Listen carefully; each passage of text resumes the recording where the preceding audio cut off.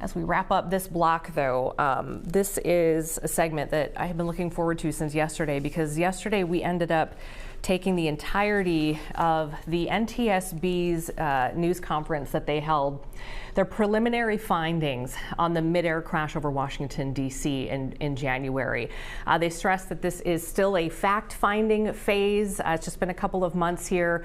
A lot more investigating needs to take place. It's going to take at least another year or more. But there were some really interesting points that were brought up yesterday from the preliminary investigation. So we did want to bring in a guest who we've had before, Matthew Whiz Buckley, former decorated Navy pilot, to just help us break down what came out of that yesterday. So thanks for joining us. We appreciate it.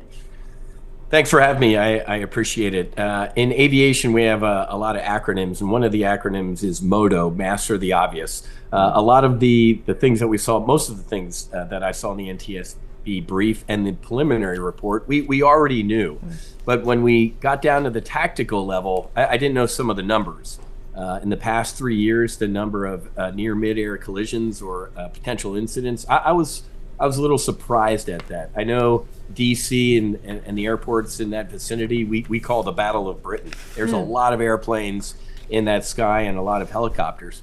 But specifically, when landing on runway 33 and helicopters are on what's called Route 4 at a maximum of a couple hundred feet, there's only 75 feet of tolerance between an airliner and a helicopter. So in aviation, if everybody's doing their job, everything's okay. If somebody isn't doing their job, bad things can happen. And in this case, and they confirmed, the NTSB confirmed that there was some altitude discrepancies in the cockpit of the helicopter. The one pilot said, hey, we're at 300 feet. I think the instructor corrected that, said, hey, we're at 400 feet. So we're having some altitude issues in this Army helo. But even being 100 feet off altitude, 100 feet eats into that 75-foot window of safety. So as you're saying this, I'm wondering, Amber, if we can pop up the graphic that was shown yesterday during the press conference. And this really, I'm hoping you can help kind of, given this graphic, break that down, because that 75 feet is really what stuck out to a lot of us and not understanding. And it sounded to me like the director said that it may have been even less than 75 feet in this particular case. So can you walk us through and slow that down for us so we can understand? Sure. So you see that kind of gray square, that would be the corridor that the Army helicopters are flying through. And they're supposed to stay at a max altitude, and it's actually descending altitude as you go through the different corridors. So they're supposed to be at a maximum altitude of 200 feet. Why? Because of this. Based on that precision approach path to runway 33, there's only 75 feet of clearance. So if they were at the correct altitude, this wouldn't have happened. So this is, as we talk about aviation mishaps, they are links in a chain. You pull one of the links out, it's not a chain anymore. Yeah. In this case, if they were at the right altitude and they were not, cheating in towards the middle of the Potomac, they were on the eastern shoreline as they were supposed to, this wouldn't have happened.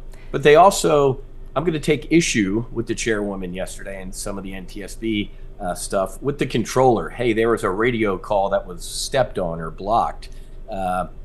The Army helicopter crew reported traffic in sight, right? They told the controller, we have that traffic in sight. If you're the controller, as soon as you hear that traffic in sight, that's a check mark in your mind, like, okay, I'm busy. The Army helo sees them, I'm going to move on to other things. He said, follow behind that traffic. And they're making it a big deal, like, oh, they didn't hear that. Well, I would have laughed if I was the Army helicopter pilot, because I would have been like, well, duh, what do you want me to do? Fly in front of it? We're not going to do that. But they had the wrong aircraft in sight.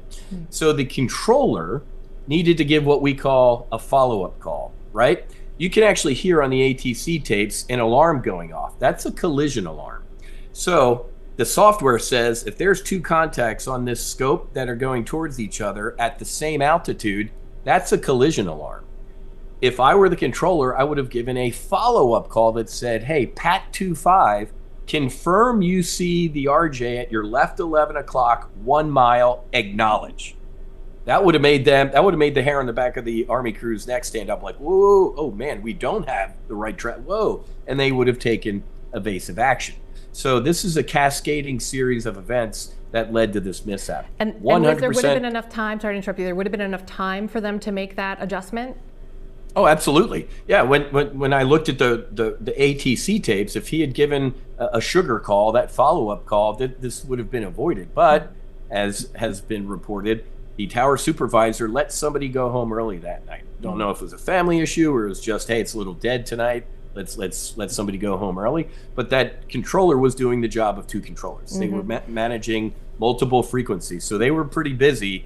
But once you heard traffic in sight, okay, I'm done with that. I'm going to move on to something else. Yeah, I'm glad you clarified that. We just have a couple minutes left, and one thing I want to ask you about is something you just brought up a little bit ago, which is kind of the history here.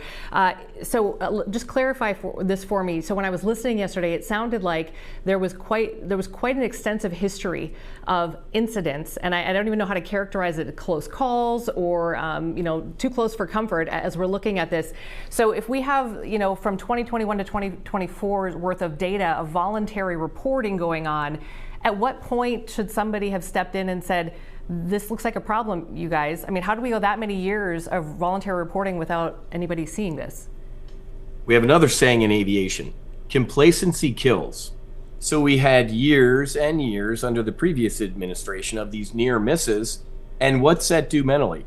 Well, nobody's died yet, so I guess it's okay. I think that I'm going to get the chairwoman's exact wording wrong, but intolerable risk or whatever, two words yesterday went right through me. This lady hit with a bolt of lightning, say this was an absolute intolerable risk that should not have been going on. I mean, if you're the family or friends of these victims, my God, you have to be sitting there going, I can't believe this was 100% preventable. We knew all of these issues, and nobody did anything. Sadly, in aviation, we say most of our procedures are written in blood because somebody messes up and we have to come out with new procedures that says, okay, here's how we're going to prevent this from happening again. Okay. Flyers are anxious the way it is, whether it's based on fact or perception of what's happening in our skies. DCA obviously is a unique situation with the type of air traffic in the heart of Washington, D.C., but does it bring up other concerns at other airports? DC is pretty unique. We might throw a LaGuardia or New Jersey type of congested airspace in there, but DC really is super specific because they have a lot of helo traffic, right? Yeah. I'm a Navy guy, so I'm going to poke my Army brothers and sisters a little bit. Some of the Army brass was using that helicopter squadron as a Washington Uber. Hey, instead of driving in traffic an hour from one end of DC or Northern Virginia to the other side to get to our fort, they'd use these, they're called gold tops, these helicopters, the VIP ones, they'd use them as a little bit of an Uber service. That's between us friends here, but that's got to stop. Way too much helicopter traffic. Helicopter traffic is needed, Marine One, life flights, but this was, again, we had a mishap. Now we're going to actually throttle things back and do it the right way. And just really quickly, there have been some changes made immediately around that airport, correct? Absolutely. Well, and again, it's a knee-jerk reaction, right? Something bad happens, we're going to blanket do something. I think we'll come up with a smart approach, but when they're using runway 33 landing towards the northwest, having that helicopter route active it was sheer stupidity. This was only a matter of time before this mishap happened. So tragic. All right. As always, thanks so much for your perspective and your insight into this. I'm sure it won't be the last time that we call on you to help us break this all down. So thank you, Whiz. You bet. Appreciate you Thank very you. much. God bless. All right. Take care.